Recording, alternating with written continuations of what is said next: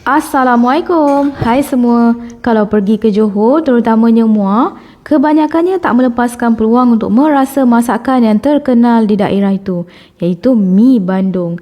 Kuahnya yang pekat, pes rencah yang dimasak sendiri hasil dari resipi rahsia turun-temurun mereka. Jadi dalam tutorial kali ini, Umi nak share dengan anda semua resipi mi Bandung Muar style Umi yang cukup simple tapi menambah-nambah makan. Husband Umi bagi rating 9.8/10 lepas makan tempoh hari. Makanya paslah untuk Umi share dengan anda resipi yang sedap ni. Save siap-siap tahu resipi dan tutorial video ni. Nanti bulan puasa boleh cuba buat. Langkah pertama, Umi akan rebuskan 500 gram daging, tambah sedikit pes halia bawang putih kisar, tabur sedikit garam dan tuang air yang mencukupi. Agak-agak je, bagi daging separuh tenggelam dah cukup. Rebus daging-daging ni dalam pressure cooker selama 25 minit. Pilih setting tendons dan adjust timer kepada 25 minit. Sementara tunggu daging empuk, rebus telur. Pastikan air rebusan betul-betul mendidih, baru masukkan telurnya. Rebus dalam 5 ke 7 minit sampai telurnya masak. Sementara tunggu telur siap direbus, dapur sebelah tu boleh guna untuk sangai kacang tanah. Kacang ni ada dalam 2 genggam, lebih kurang 1 mangkuk kecil. Sentiasa digaul hingga kacang berwarna coklat gelap dan masak sempurna. Dah siap sangai, masukkan dalam blender kering, kisar tanpa air ya. Kisar jangan bagi halus sangat, biar tekstur kacang ni kasar-kasar sikit. Seterusnya di sini Umi ada biskut Mary perisa yang original. Tak kisah apa-apa brand pun, patah-patahkan saiz kecil, masuk dalam blender kering, kisar bagi betul-betul halus. Umi guna dalam 17 keping biskut Mary. Okey, dua-dua bahan kisar ni lah rahsia utama penyedap dan membantu untuk pekatkan kuah mi Bandung kita.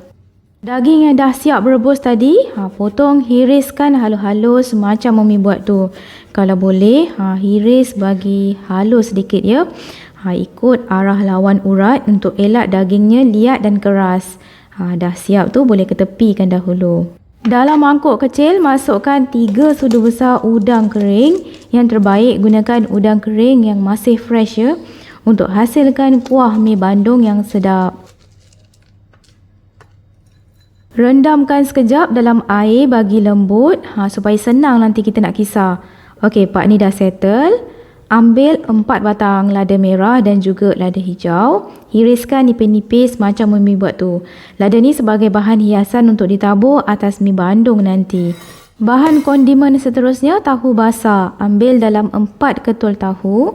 Lumurkan dengan sedikit garam. Ratakan di keseluruh bahagian tahu tersebut.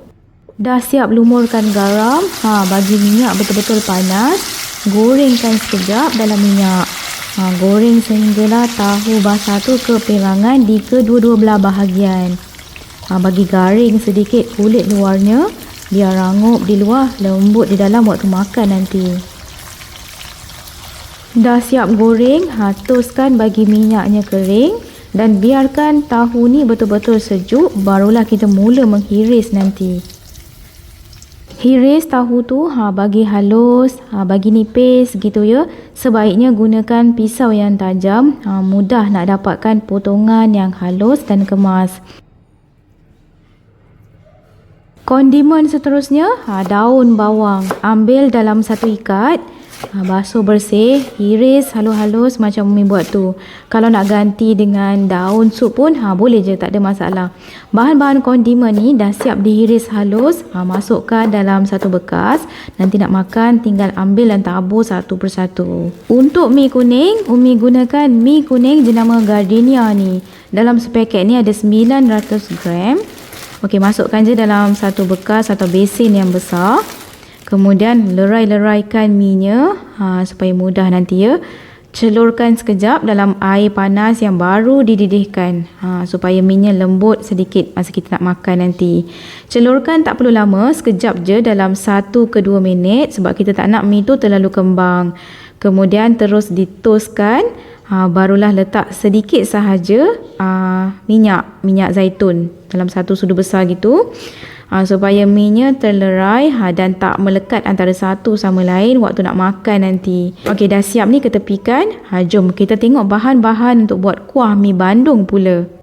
5 ulas bawang putih, 5 biji bawang merah kecil, 1 biji bawang besar yang bersaiz besar. Ketiga-tiga bahan ni potong kasar je sebab nanti kita nak kisar. 3 sudu besar udang kering yang telah direndam tadi. 25 batang lada kering. Rebus dan buang bijinya. 1 cube pati lembu. Disebabkan kita pakai daging, jadi Umi masukkan cube pati lembu ni je. Setengah kilo daging yang telah dihiris halus. 2 genggam kacang tanah yang telah dikisar kasar. 17 keping biskut Mary yang telah dikisar. Setengah kilo udang harimau. Basuh bersih, buang kepala dan tahi udang tersebut. Okey, yang ini air rebusan daging. Jangan dibuang ya, kita akan guna untuk jadikan kuah mi bandung. 1/4 cawan gula pasir. Garam secukup rasa. Untuk sayur kita ada 2 biji tomato saiz kecil. Kalau besar pakai sebiji je. 1 ikat sawi je pun. Setengah batang lobak merah hiris memanjang. Dan batang sawi, asingkan daun dan batangnya. Dalam blender kisar halus bawang putih, bawang besar, bawang kecil, udang kering dan lada kering yang telah direbus tu. Masukkan sedikit air, kemudian kisar halus bahan-bahan tersebut.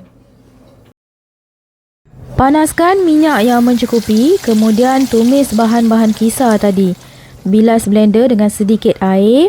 Masukkan baki rencah tu sekali. Gaulkan sebati. Masak hinggalah sambal pecah minyak dan kering sedikit. Umi masukkan gula pasir awal-awal ni. Nak bagi warna sambal cantik kemerahan dan berkilat. Awal-awal ni campakkan juga 1 cube pati lembu. Biarkan ia larut dan sebati bersama pes rencah. Tutupkan tudung kuali dan biarkan pes rempah dan lada tu betul-betul masak dan terbit minyak di permukaan. Tengok tu dah cantik warna sambal ni kan. Sambal pun dah kering gitu. Kemudian masukkan kisaran kacang tanah. Gaulkan sekejap. Dan juga masukkan sekali biskut Mary. Gaul bagi semua bahan sebati bersama sambal. Bila dah masuk kacang dan biskut Mary ni, boleh nampak kan pes rencah kita tu terus jadi pekat. Gaulkan bagi betul-betul sebati, kemudian masukkan air rebusan daging. Air rebusan ni lah sebagai kuah untuk mi bandung. Manis daging tu lebih terasa dan kuah mi bandung lebih sedap. Kalau kuahnya nampak pekat sangat, boleh tambahkan air sedikit demi sedikit. Gaul, bagi pes rencah tu sebati dan sekata. Kemudian masukkan hirisan daging dan juga lobak merah. Gaul bagi sebati. Umi masukkan lobak ni awal-awal bagi ianya cepat masak dan lembut. Sebab lobak ni dia agak keras sikit kan. Gaul sekata dan tutupkan sekejap tudung kuali bagi kuah mendidih dan lobaknya lembut. Kemudian masukkan pula batang sawi. Daunnya akhir nanti. Masukkan udang. Gaulkan sekejap. Udang-udang ni bila dah masuk je, cepat je ia masak dan bertukar warna. Akhir sekali barulah masukkan tomato dan juga daun sawi. Gaulkan sekejap. Kemudian tabur garam. Garam tu agak-agak lah, biar ngam berasa ya. Kalau tak cukup, boleh tambah sedikit demi sedikit. Gaul, bagi kesemuanya sebati bercampur dan bersatu mesra. Udang pun dah nampak bertukar warna. Tengok tu, daun sawi pun masih segar. Tak adalah layu benyek sangat. Bila kita masuk akhir-akhir ni, dapat kekalkan kerangupan dan sedap bila makan. Umi pecahkan sebiji je telur dalam kuah ni. Nak tunjukkan contoh.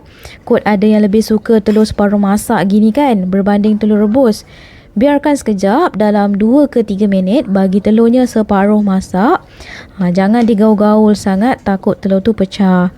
Tutupkan api, kemudian boleh tutupkan sekejap tudung kuali biar telurnya masak dalam kepanasan kuah mi bandung ni sahaja. Okey, siap dah kuah mi bandung kita. Nampak sungguh menyelerakan. Pekat dan sedap yang teramat rasa kuahnya. Ngam semua rasa. pedas, manis, berlemak dari rasa kacang tanah dan biskut Mary tu. Hei, padu recik sungguh. Jom siap-siap save resepi best ni untuk bulan puasa yang tak lama je lagi ni. Sekian sahaja dalam tutorial kali ni. Jumpa di episod akan datang dengan pelbagai lagi resipi-resipi menarik dari Umi. Jangan lupa subscribe, like, share dan tekan bel untuk notification. Assalamualaikum. Bye.